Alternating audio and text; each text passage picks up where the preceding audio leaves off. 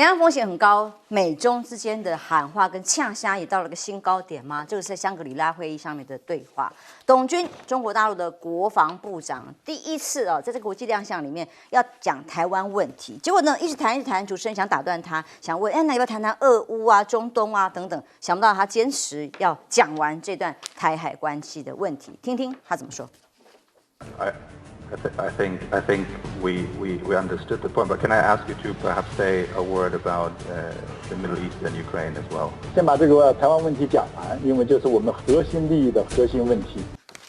核心利益当中的核心问题要继续坚持讲完，讲什么？他说，对于表态，对台湾更对美。美方违背两国建交的郑重承诺，形容外部势力正在以切香肠的方式图谋以台制华，严重助长台独的气焰。甚至董军还针对美中台关系发表了尖锐言论。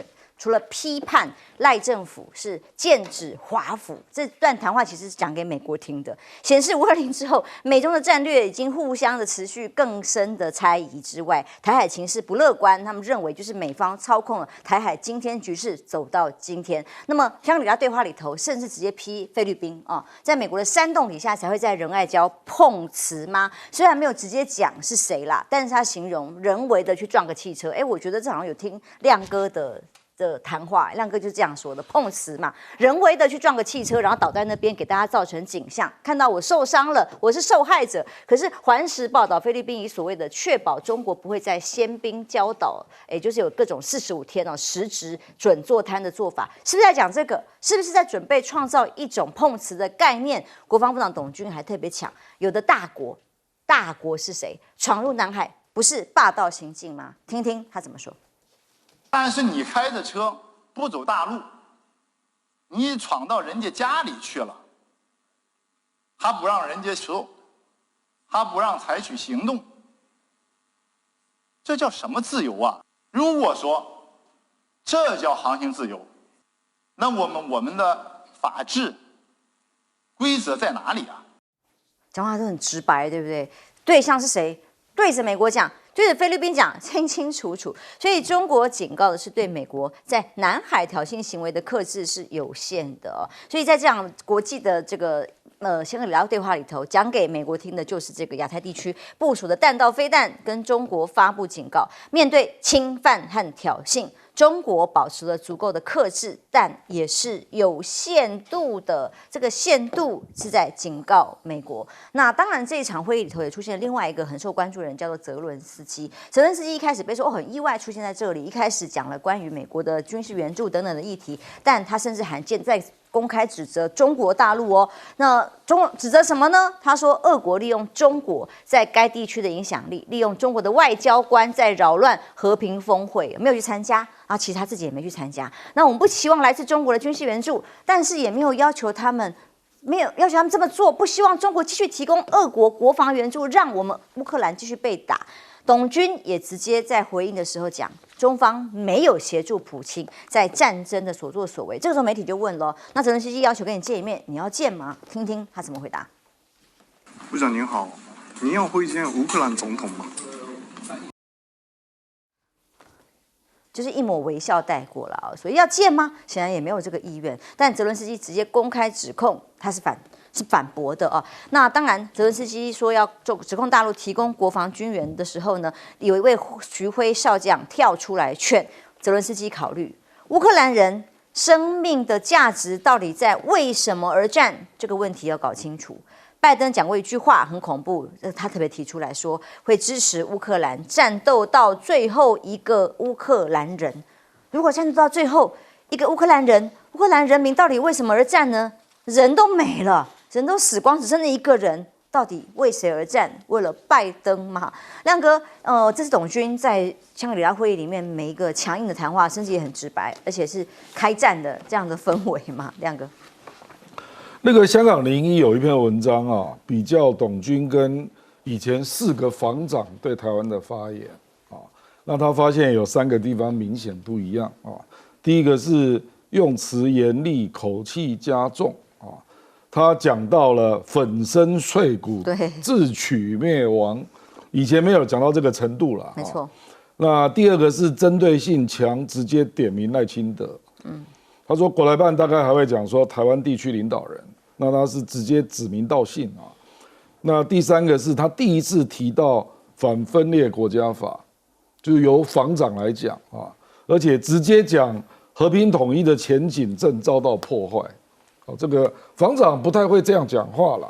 哦，所以昨天蔡正元才会有那个感觉啦，说这个很不平常啊，不寻常，所以他会这样讲话，当然有他的用意啦，就表示，而且我们也知道他跟这个 Austin 谈了75分钟，两个人关系也是剑拔弩张啦啊。那我们知道 Austin 后来提出一个说，你要确定啊，以后我打电话给你，你会接吧？啊，所以我觉得 Austin 讲这话，这个美国人做事是很实际的啦，就是他真的担心会发生状况哦，所以这里如果中国跟美国话都讲到这个那么白哈，然后 Austin 又说，我打电话你要接啊，这就表示我认为美国未来要控管台海的军事的情势，还是会认真处理的。因为这个不会只有台湾啊，因为你如果说中美，他如果认定就是你把局面搞成这样，因为他认为赖清德那个美国是知情的嘛，那可能会波及很多地方哦，比如说对菲律宾恐怕他也不客气了啊，所以我的意思说，这个亚洲地区的冲突啊，你现在只要扯到是有这个领土纠纷的啦，军事性的。我认为他的动作都会加码，好，所以我觉得这个不可等闲视之啦，这个，所以坦白这个局面我也不知道怎么收拾了，因为真正的源头是赖清德自己嘛，现在陆委会你出来讲说，哎呀，旅游啊、陆生啊，我们都可以考虑啊，这个不是同一个层次啦，我们讲白了啦，回不去了，那不是回不去了，就是你政治要处理嘛。因为蔡英文以前再怎么样讲中华民国与中华人民共和国互不隶属，他都是有加两岸人民关系条例的，所以他不会直接讲中国对台湾，是，他多少都会讲北京当局啦、对岸啦、两岸啦，那这些文字在赖清德的用语里面全部消失，完全把模糊完全消失，是我们现在已经很少听到两岸或者是对岸。北京当局、大陆、台湾这样的说法了，他就是全部都是中国台湾，包括他去花莲、去台中巡视部队，讲都是这样讲话，所以你等于是让大家都没有下台阶嘛，现在的情况就是这样啊。那我觉得这个美国光是看他的就职演说，可能感受不到啦，可是真正做起来就是这样啊。我觉得这个当然台湾。还有大陆都知道他那个就职演说的真正的严重的意涵啊，那美国也许就没有读出这个东西啦，他可能就说有那么严重吗？互不隶属不是大家都在讲，英文跟中文不是语义的差异，他不了解吗？我跟你讲，就是互不隶属大家都在讲，后来有人就去查过去的两岸的文件啊，没有错，有人讲过比如说国民党执政的时候也讲过，说以一个中国为指向啊。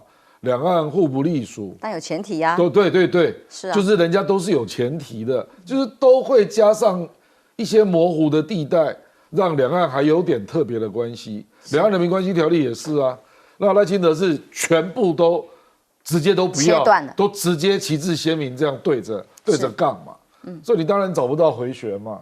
是。陈县长找不到回旋的情况之下，也就是董军今天所有谈话态度，就是绝对的强硬，绝对的鹰派。董军这位国防部长啊，他谈了以前国防部长比较少讲的几件事情。第一个，以前对于台湾的问题，他没有讲的这么硬。那个董军当初跟 Austin 在对谈的时候，他就提出台湾问题属于中国内政。那外部势力你完全无权干预，中国坚决反对，美方严重违背承诺，向台独发布错误讯号，这个是我们看到的。刚刚那个演讲他没讲完，那他坚持一定要讲完的，他还有讲到有关于亚太的3个不允许。第一个，不允许霸权主义、强权政治。损害亚太，讲的是谁呢？讲的当然就是美国嘛。第二个，他不允许把地缘冲突、冷战、热战引进亚太，就是美国、日本，还有可能要参加的韩国。那第三个，不允许任何国家、任何势力在这里生战生乱。意思是什么？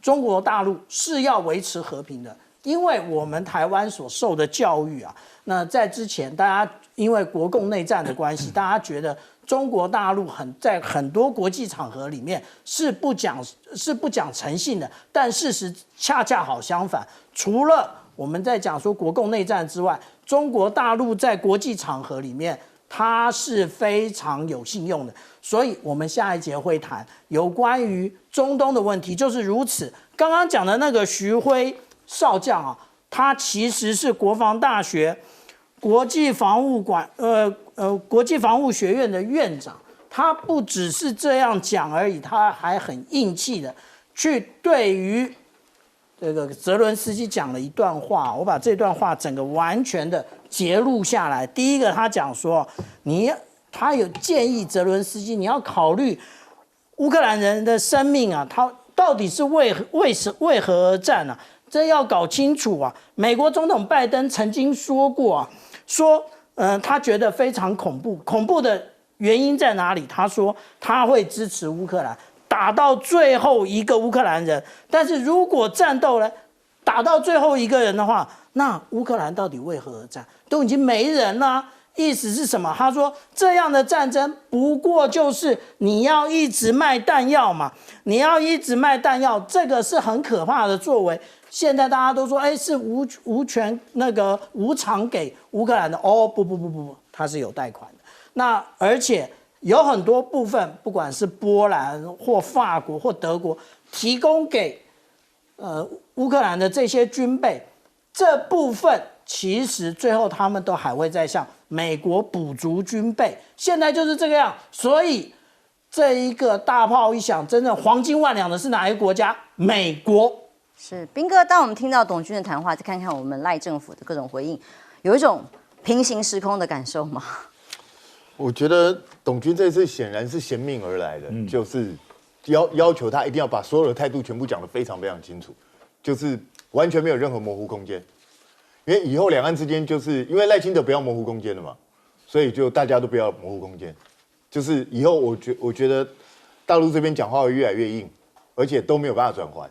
因为赖清德的520谈话大概就给了大陆那种感觉，就是你就是铁了心要走一边一国嘛，你就是要搞两国论，那大陆这边就绝对不能容忍这件事情。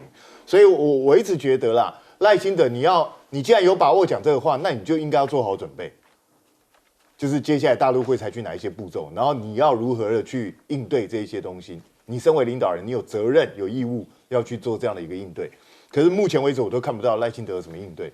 正常，董军讲话这么强烈，我们应该有一些说法，我也没看到什么说法。然后 ECFA 有发言人出来讲了一个比较不痛不痒的说法。那你总统本身要出来讲话，你要学蔡英文吗？也要躲个700多天吗？然后 ECFA 被断了，然后你也不讲话。什么东西都交给别人，不是陆委会就是总统府发言人。那请问一下，到底你要干什么？你应该要有你的对策出来。我觉得这是非常糟糕的，因为董军这次非常明确，他把台海的问题、把南海的问题全部都讲得非常清楚。他现在就是我也不跟你演了，反正我就是认为你美国侵入南海是我的地方，你侵入我的地方，所以不是我不让你自由航行，而是你是个恶霸，你闯到我家来。那我觉得这个态势表明之后，接下来就是中美之间那个沟通管道是不是真的通的是很重要，因为美国显然不能停止，而且在大选前，拜登一定不能停止这样做，他还是要不断的在南海这边会有一些事端出现。那双方如果擦枪走火要怎么办？所以这个是他们自己要去解决的问题。那至于泽伦斯基呢，他这一次当然相当罕见了，开始批评中国大陆，那指责中国大陆说你在国防上提供俄罗斯资源，那甚至说他跟他一起去扰乱瑞士这个峰会。其实泽伦斯基心里头很明白，但有一个人他不能讲。其实真正扰乱这个峰会是谁？你知道？是拜登。因为拜登都没去了，请问一下，这峰会有什么意义？完全没有任何意义。中国大陆去不去其实不是重点。照理来说，真正该去的是谁？是普丁。那普丁你已经不让他去了，那美国拜登又不去，那这个峰会开了干嘛？根本毫无意义可言。所以我是习近平，我也不想去啊，因为一个根本没有意义的会议啊。所以泽连斯基现在其实真的是内忧外患，他已经困到他不知道该怎么办。所以乱了吗？其实，在这场会议里，香格里拉会议有多边的关系持续在被关注当中，包括了美国，当然主角只有中国大陆跟美国嘛，但美国的做法呢？Austin 继续跟日韩两个人另外在场边的3边会议啊，一致同意要强化安保合作，把高层的政策磋商、信息共享、联合训练机制要来制度化。今年夏天要继续多做几个多域的联合军演，告诉这个也算是回应给中国大陆董军的谈话吗？他们会有多域联合军演的自由刀刃继续来进行军演，所以双方关系如何，这个是中国大陆的跟韩国的关系前阵子不才刚结束中日韩峰会吗？不是关系稍微解冻了吗？以这件事情来看，时隔的9年，韩团所谓的禁韩令是2016年所发布的，为了要报复南韩部署萨德系统，也是跟美国有关嘛。那现在限韩令总算松绑，从2023年中国开始试水温开始，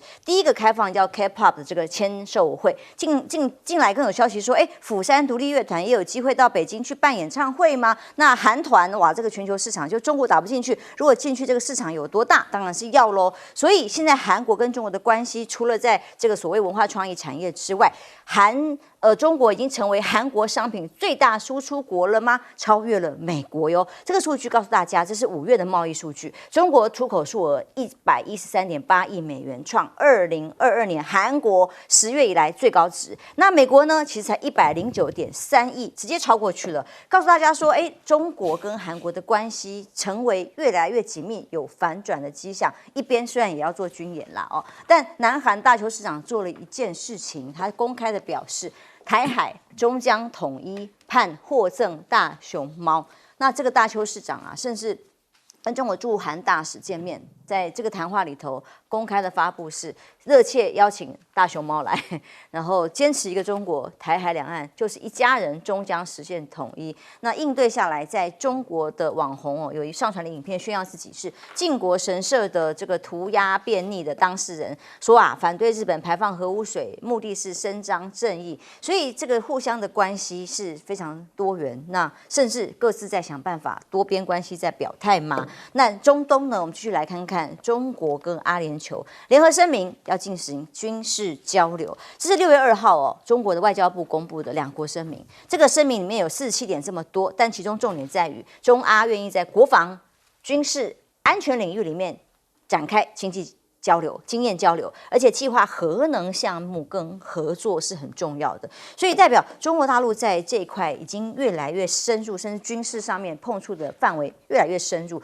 而且甚至中东的石油巨头还传出来说要投资大陆的大模型。这个是《金融时报》的报道说，中东石油巨头这位沙特阿美旗下有个风险投顾的投资公司，即将管理的这个基金呢，要投资 AI 人工智慧到中国这里来进行大规模的投资，关系这么的紧密之外，看看美国呢？美国支持以色列，中国就展示它跟阿拉伯关系很好吗？华盛顿史丁森中心的分析认为，美国领导力在失血当中，不在美国说了算的时候，加萨危机更是让他在国际的形象上大受冲击。中国选择站在阿拉伯世界国家的其他人这一边的话，正在加大影响力吗？而伊朗外长特别召见中国大使，这个问题也让大家很关注。他目的是为了抗议跟阿联酋有争议岛屿的这个主权问题的时候，中国好像有一些在发言上面他有意见，但重点在于他还是希望中国能扮演调停的角色，让双方呢有进一步对于所谓的岛屿权有更多的谈判或沟通的空间。显然，中国大陆在这个领域里头已经变成一个和事佬嘛，有更关键的影响力。亮哥从日美韩想要进步加深更多的演习，再看到中东。韩国当然有很多制造业遭到中国的产业的冲击啦从手机开始嘛，到成熟制成的半导体然后到汽车，到造船，到 OLED， 所以当然它出口到中国就变少了。所以他现在在争取什么？他现在在争取服务业，因为中韩那个 FTA 如果能够升级到2.0版，那就会包括服务业。那韩国的服务业，我认为相当有竞争力哦，因为我到上海就有看到有一家咖啡店叫 MANN，那个盖得相当豪华啦，那韩国店哦，那更不要讲韩流了 K-pop， 有市场的，所以他当然要想方设法在服务业赚点钱回来嘛，不然这个赤字我认为会越来越大啊。那日本难度比较高啦，说实在的啊，可是现在中国大陆还是愿意大家来谈中日韩 FTA， 为什么呢？因为他大概发现 CPTPP 要参加没那么容易了，因为美国有否决权啊，因为墨西哥跟加拿大还是要尊重美国的意见，那这个是共识决啊，所以如果 CPTPP 没有那么容易，那这个对台湾也是坏消息啦，因为中国如果被美国否决，台湾也被中国否决。所以你就变成，所以他才去弄中日韩啊。是。那这个当然也是一方面要跟美日韩来做平衡啊，这个大家都了解啊。那中国对外的影响力啊，我觉得“一带一路”是先穿透了非洲啦啊，那接下来就是东南亚啊，那现在聚焦的就是穆斯林，应该说广义的穆斯林啊。那中东当然是最明显的啊。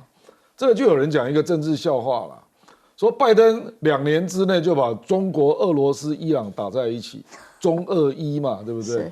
那后来有人说不是了，那个伊是伊斯兰啊，那全世界的伊斯兰有47个国家，所以我觉得加沙战争真的是得罪了全世界的穆斯林啊。因为我最近看到那个新加坡有一个很重要的智库啊。他做了一个好感度的调查，那美国在马来西亚、印尼还有文莱暴跌啊，因为这3个国家都是穆斯林，所以我觉得这个影响真的很大啦。所以这连带的当然就使得中国大陆在全世界的穆斯林国家得到空前的优势。那最明显的就是阿拉伯世界嘛，这个最明显的嘛，而且它又促成了逊尼派跟什叶派的和解。那现在也要促成哈马斯跟法塔赫的和解，这2个难度都极高那结果他竟然都做到一定的程度啊，所以我觉得确实美国现在在中东要再来主导已经非常困难了，因为穆斯林已经知道你的本质就是什么，你对以色列支持到可以不讲任何是非对错，就是这样啊。美国队长过去代表的形象是所谓的人权啊、正义啊，但是从加萨走廊这一战，其实已经打坏了。所谓人权吗？正义吗？好像还是谁说了算吗？休息一下，马上回来。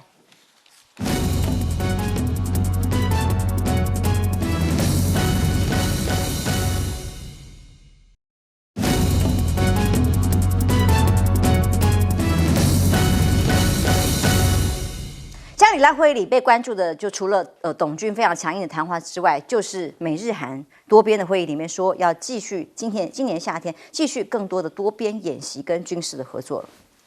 其实北韩也真的很有一套啊，最近一段时间啊，他将垃圾、将秽物放在气球里面，然后直接飞过非军事区，直接砸在南韩。那这一个动作呢，其实南韩非常恼怒啊，因为其实他放了这些粪便、这些秽物啊，里面是不是有什么传染的疾病啊？其实并无法得知啊。那所以南韩其实也已经单边暂停了所谓的919军事协议。那这一个部分呢，那当然，今天稍早的时候。北韩也已经发布说，他不再丢这些垃圾，终于吗？对，终于，他终于不再做这种粪便气球了，他终于不做了。但是呢，他在5月31号做了一件事情，其实是非常有指标性的，也就是5月31号，他使用了多管火箭齐射，然后齐射一个岛屿，其实我们可以看到它的弹着啊，其实是非常密集的。这是展现给谁看？这是展现给南韩看。意思，因为它的多管火箭虽然射程蛮长的，但是跟解放军的 PCH-191当然还有一段落差了。那但是他已经告诉南韩，如果说南韩有什么样的动作的话，他就会用这一些多管火箭直接打到首尔去啊。那这是我们所讲到的。但是如果我们看到这个新闻，就日美韩防长承诺要在今年，进行这个自由刀刃的这个多域军演啊。什么是多域？多域就表示它不是只有单一的一域，什么域呢？陆、海、空、太空，还有网络，还有电磁频谱。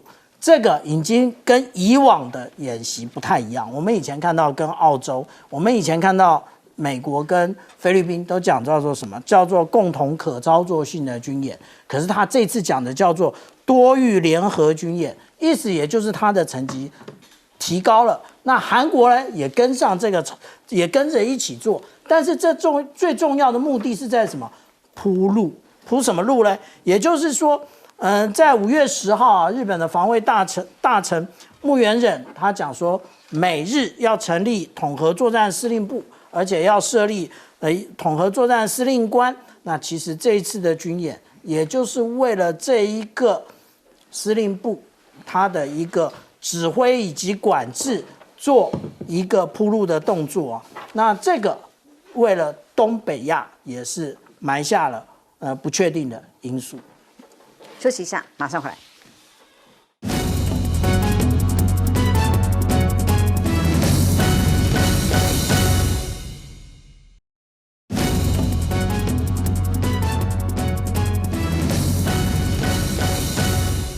中日关系在峰会之后正在改善当中，不过有一位大陆网红呢，却上网去上传呢，用便昵去涂鸦当地靖国神社的画面，引起日本很多人的不满跟抗议。现在中国外交部正式发布了一个声明，他说希望约束这些网民呢，或者是在当地的公民呢，要有比较正确的行为，以考量国际社会的形象。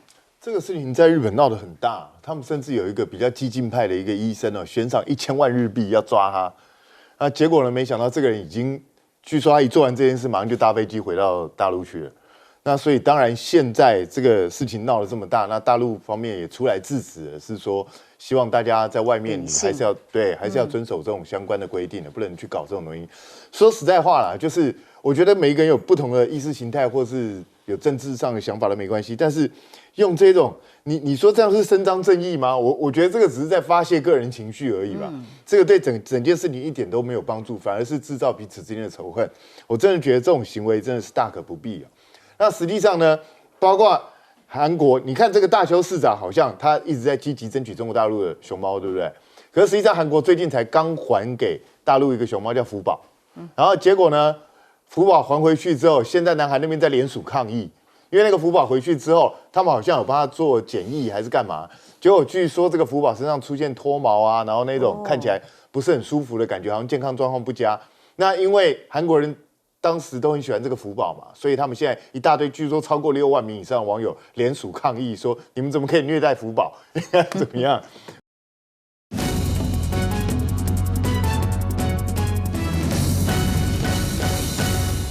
观众平安，欢迎收看 TBS 新闻大白话，我是王简秋。这节国际以及国内议题的大白话来宾，第一位是耶鲁政治学博士郭正亮亮哥，大家平安。资深媒体人谢寒冰，主持人好，大家好。前海军舰长吕礼诗小舰长，主持人好，各位观众大家好。整个假日几乎都是一个人的个人秀，是谁呢 ？NVIDIA 黄仁勋，对不起，黄仁勋的个人秀，他几乎是在各个场合，连夜市都已经席卷了。AI 之神哇，大家都在传颂他的谈话。昨天的演讲到9点半，那大家都还在一早都在解读他到底讲了哪些话，引起了台湾这么烧，国际议题也都在报道。这个所谓的全台风老黄这种发烧影片，光看看他在昨天台大的演讲里头 ，TBS 直播线上有多少人呢？线上是有6万人，然后同时观看加一加到早上，现在一定不止了，应该有可能破100万，是91万人次的发烧第一名。再看他的演讲，他的中英台语夹杂的黄仁勋带给大家哪些讯息？那大家都在观察 AI 的未来，还有他对于台湾的高度肯定，讲过台湾有多么重要啊，听起来就舒服，是不是？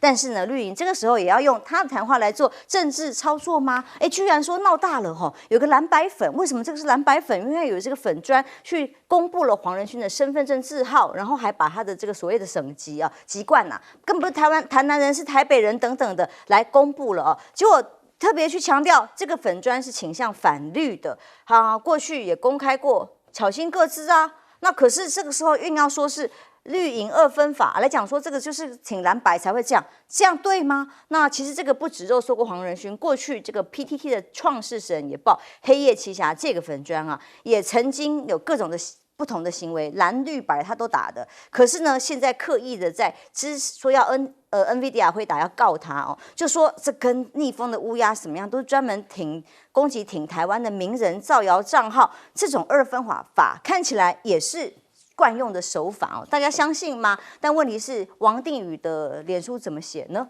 大家说，哎呀，大家有发现吗？辉达 NVIDIA 的世界布局有台湾，没有中国啊？你确定吗？黄仁勋的确也很努力在维持这个供应链市场的平衡，包括中国市场。过去曾经讲过的是，晶片可以不在台湾制造，他说，但中国市场无可取代。黄仁勋密集访台厂的时候，他表态也不放弃中国市场，甚至他特制的是陆版的特制晶片。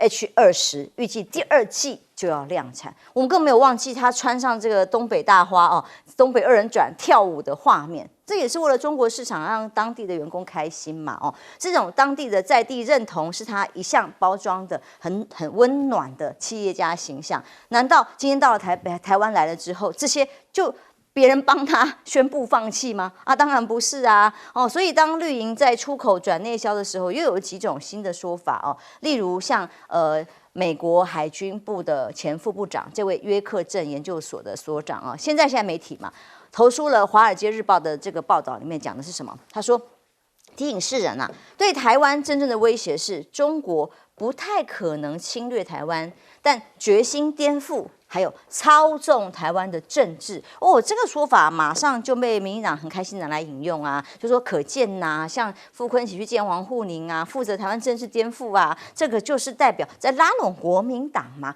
那个当然出口转外销转内销，这就是民进党一贯在宣传上的手法咯。所以馆长觉得很看不下去，听听他怎么说。我是立法院长，不够大声。柯建铭，操你人了啦！要听拢听啦，无听用啦。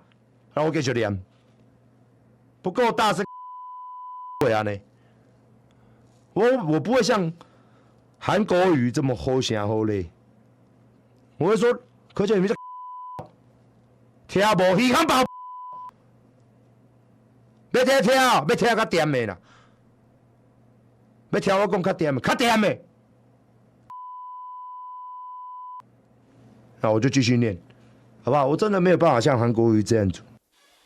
他就是说，在立法院这个乱象里头，是自己执政党在乱啊，在混乱议事啊。但问题是怕狼话救狼，后来说，哎呀，你们黑箱，哎呀，你们不协商，现在还说我们是朝野协商的时候到了。这样子外销转内销，内部也是这样子来做话术的时候，印太的军事状况又如何来观察呢？来看看亚洲啊，智库国际战略研究所的研究发现，从2003年到2022年啊，美国在亚洲地区的演习，这计算起来亚洲的这个演习次数，美国很关注，大概有1113次之多。但是中国大陆呢，在亚洲这个附近的演习其实是130次。显然，对于中国试图通过深化少数地区伙伴演习关系，缩小差距，可以看到美方在印太这里的部署是非常的强烈。相对比来讲，是谁比较担心会动用武力？还有倾国之力啊，中国第2艘的造船第二级的船厂造万吨大驱，有第10艘055舰下水了。在新闻画面上，我们可以看到这个船呢是一间名为大鼓山的2级船厂，负责施工，还不是1级的，显示中国倾全力正在做的是什么？海上的军事强权，都是万吨级的啦。那根据商业卫星的影像，还说这造船厂呢，还有另外1艘052D 的驱逐舰也在建造当中。我们今天刚好看到台湾的新闻说，我们的相关海巡的人力严重不足，连开船的人都缺少。那所以像国军的噩梦吗？真的还很多。中国想要的是各种的第6代战机，中国的目标是在2035年要部署，美国是2030年。专家分析，美国预估的会比中国领先5年，但是看到中国的歼20急起直追美国第5代的战机 F-22跟 F-35，所以美中的军力正在缩小，才会引起美方这么的紧张，希望在区域平衡里面把中国给打下去。亮哥，当我们看到黄仁勋整个在秀啊，它代表的是一种AI 时代来临啊，还台湾一直感谢台湾啊，强调台湾的重要性的时候，那当然这个时候拿来做操作也是民党刚好而已啦。不，其实台湾人绝大多数都以黄仁勋为荣啦，是，谁会去攻击他，对不对？这攻击也是太无聊了啦。台南人、台北人有什么差别吗？其实那个蛮无聊的啊，本来就很无聊啊那是浙江爸爸又怎样？妈妈台南又怎样？事实上，昨天他在台大那个演讲厅最后那2分钟是蛮感动的，真的那看到真的嘛，因为台湾真的就是 AI 硬体的重镇嘛。事实上 ，NVIDIA 几乎都在台积电下单，这是事实啊，所以本来就是共生的关系啦那周边坦白说了，台湾你现在直接能够打电话搭得上美国的大的科技公司的 CEO 或者高级干部，已经越来越难了啦。早年可能比较容易了，像林百里他们那个时代所以台湾那个时候就是很容易接上美国的第一线的消息嘛。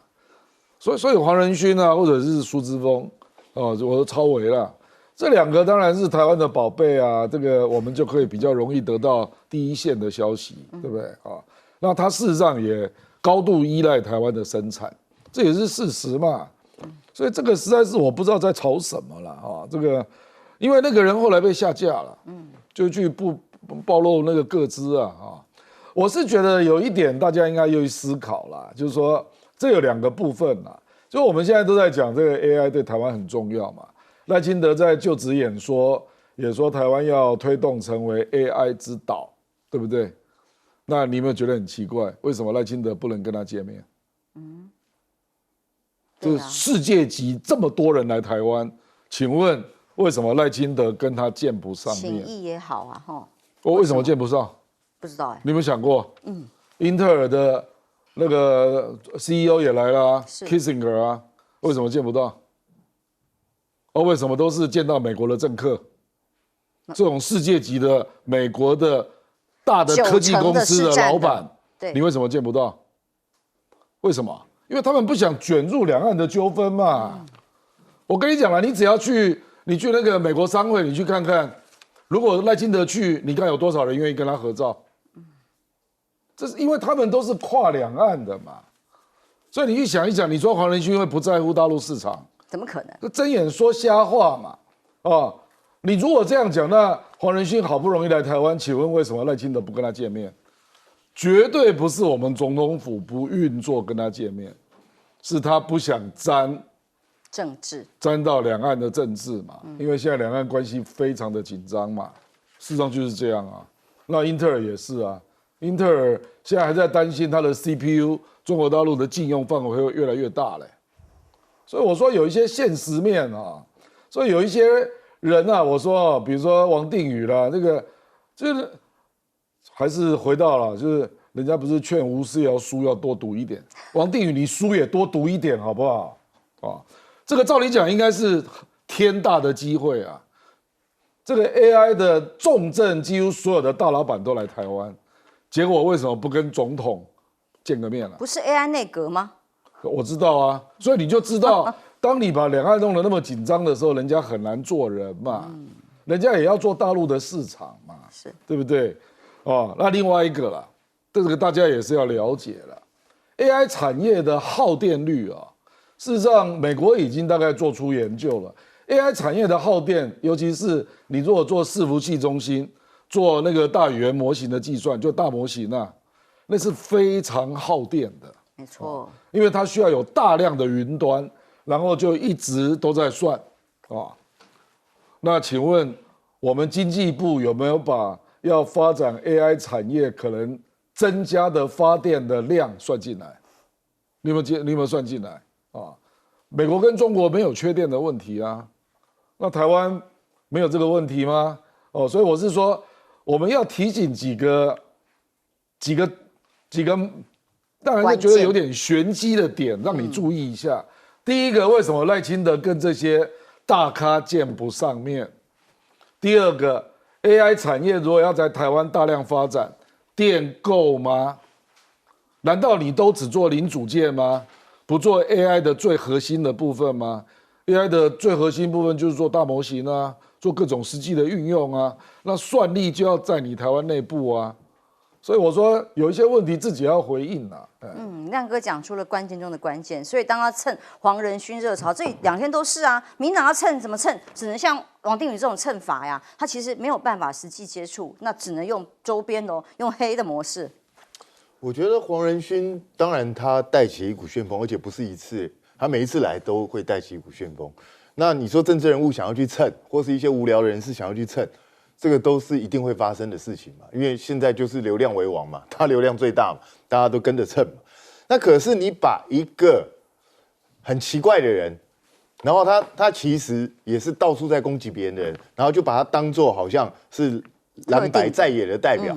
这个很奇怪，尤其是杜奕瑾讲这个人专门攻击挺台名人，所以你认为徐巧芯也是挺台名人，因为这个什么黑夜旗下也攻击过徐巧芯啊，对，那所以巧芯也是挺台名人吗？原来是被杜奕瑾认证吗？是这样吗？我不知道，所以我觉得你们就是喜欢用这种意识形态不断去牵扯这些东西，就把自己弄得很狭隘。黄仁勋当然有他的大家需要去关注他的地方。可是我们应该想想看，黄仁勋来之后，我们台湾这么多大老板跟他结合之后，我们真的能够发展出所谓的 AI 王国吗？真的会变成 AI 重镇吗？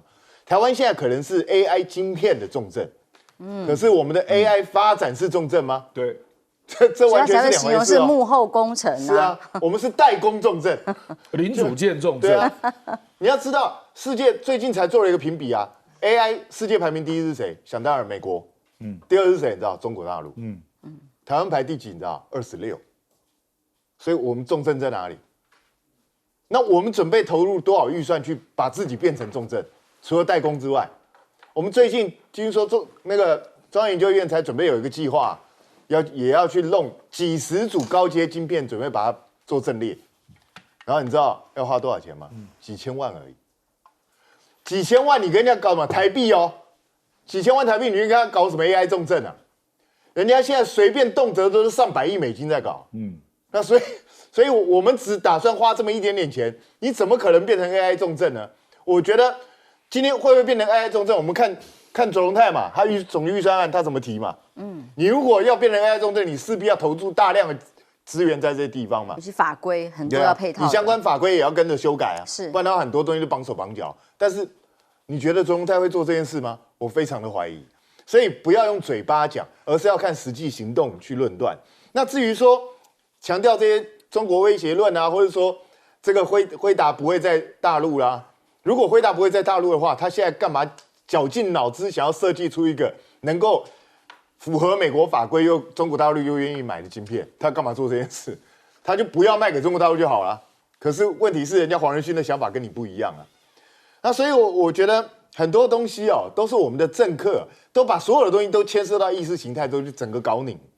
那 New Talk 这一篇我是觉得非常奇怪。他说中国大陆想要6代战机，可是呢，中国目标2035年部署，美国2030。我告诉你，这2个都骗你，不可能。真的哦。美国如果2030就要部署，今年已经2024，飞机在哪？你都不用测试了。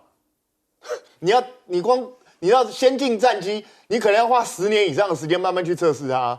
那现在你连飞机都还没引那请问一下，2030怎么可能部署呢？那中国大陆呢？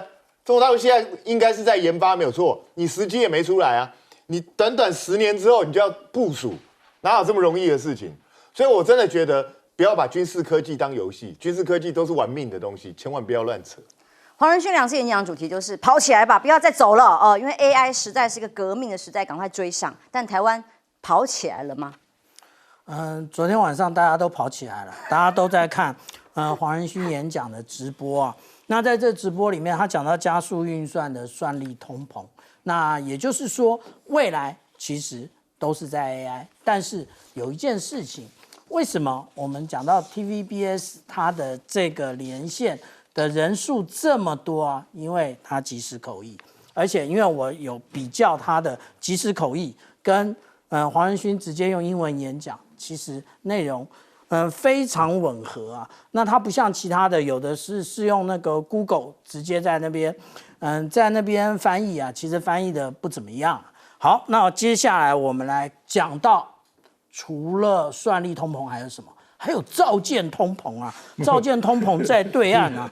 那造舰通膨，这是我们现在所看到的，这个就是大孤山的港口啊。那它为什么这里有蓝色的、有绿色的、有红色的？这是什么样的一个状况呢？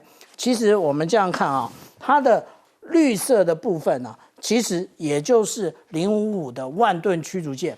那红色这个部分就是刚刚主持人讲的052D 的飞弹驱逐舰的部分啊。但这一个有什么特别呢？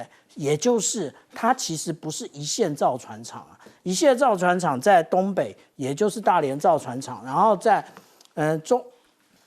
在靠近上海那边江南造船厂，然后在广州那边，也就是广船国际这个造船厂，这都是一线的造船厂。可是这个已经不是一线造船厂，而且它已经不是第一次出现。为什么我们这么讲呢？我们刚刚讲到的大连造船厂在这边，这个是4月12号，我们可以看到。辽宁舰它在进行海试的时候，就是从大连造船厂这边出海。我们刚刚讲到大孤山造船厂，其实它在这个位置，它为什么称之为2线？因为它造舰的排水量其实是有限的，但是足以因应这个055的万吨驱逐舰啊。而且它的造船厂的位置其实跟大连造船厂并不在一起。但是大家不要忘记了，还有一个造船厂。辽南造船厂，辽南造船厂也就是之前我们曾经看到类似这个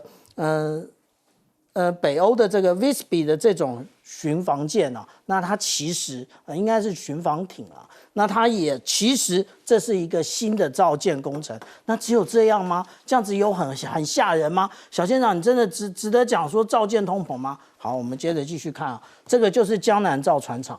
这个是我们大家现在传闻中的076的那个无人机的2栖攻击舰啊，那是在这边。可是我们在这旁边看到还有这3艘是什么？这3艘就是054A 或者054B 的飞弹护卫舰啊，就这2艘。那我们刚刚讲到还有关于造舰通膨的部分，我们刚刚讲到的是大孤山。这个是我们之前所看到的这一种无人机的航空母舰，它在哪里啊？那个有很多人说它是在长江的上游，没有，它在长江的下游，它其实是在江苏省。那这个是在哪里？大洋造船厂，它也是2线造船厂。意思是什么？